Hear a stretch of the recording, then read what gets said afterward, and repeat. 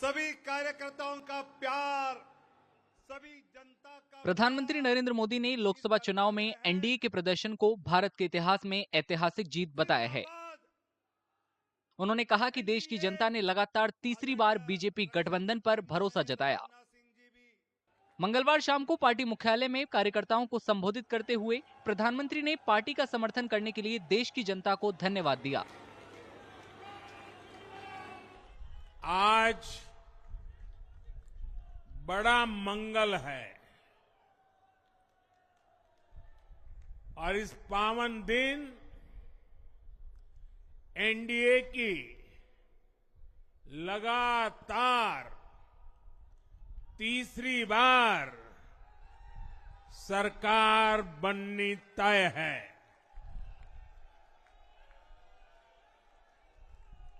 हम सभी जनता जनार्दन के बहुत आभारी हैं।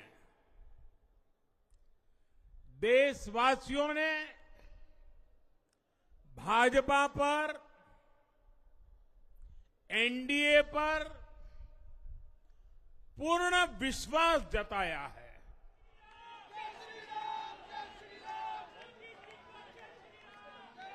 प्रधानमंत्री ने कहा कि विपक्षी गुट इंडिया के सहयोगी उतनी भी सीटें नहीं जीत पाए हैं जितनी भारतीय जनता पार्टी ने अकेले अपने दम पर जीती हैं।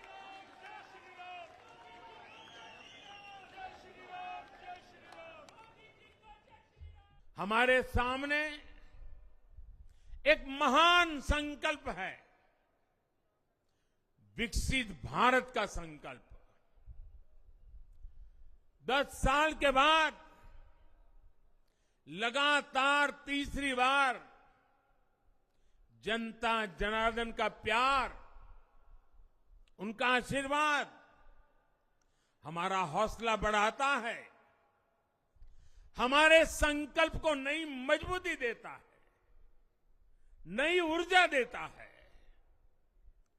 हमारे विरोधी एकजुट होकर भी उतनी सीटें नहीं जीत पाए जितनी इस लोकसभा चुनाव में अकेली बीजेपी ने जीती है। प्रधानमंत्री ने देश भर में शांतिपूर्ण चुनाव करवाने के लिए चुनाव आयोग का भी आभार जताया। मैं आज देश के चुनाव आयोग का भी अभिनंदन करूंगा। चुनाव आयोग ने दुनिया का सबसे बड़ा चुनाव इतनी कुशलता के साथ संपन्न कराया। करीब 100 करोड़ मतदाता, 11 लाख पोलिंग स्टेशन, 1.5 करोड़ मतदान कर्मी, 55 लाख वोटिंग मशीनें, हर कर्मचारी ने इतनी प्रचंड गर्मी में अपने दायित्व को बखूबी निभाया। लोकसभा चुनाव के नतीजों की बात करें तो बीजेपी बहुमत के लिए 272 का जादुई आंकड़ा तो नहीं छू पाई, लेकिन राहत की बात यह है कि बीजेपी की अगुवाई वाली एनडीए बहुमत के आंकड़े से आगे है। पूर्व प्रधानमंत्री पंडित जवाहरलाल नेहरू के बाद नरेंद्र मोदी अकेले ऐसे प्रधानमंत्री हैं जो तीसरी बार लगातार सत्ता की बागडोर संभालेंगे। लोकसभा चुनाव के अलावा बीजेपी ने ओडिशा विधानसभा चुनाव में भी शानदार प्रदर्शन किया है। प्रदेश में बीजेपी पहली बार सरकार बनाने जा रही है। प्रधानमंत्री ने इस जीत के लिए सोशल मीडिया प्लेटफॉर्म एक्स पर पोस्ट कर राज्य की जनता का शुक्रिया अदा किया।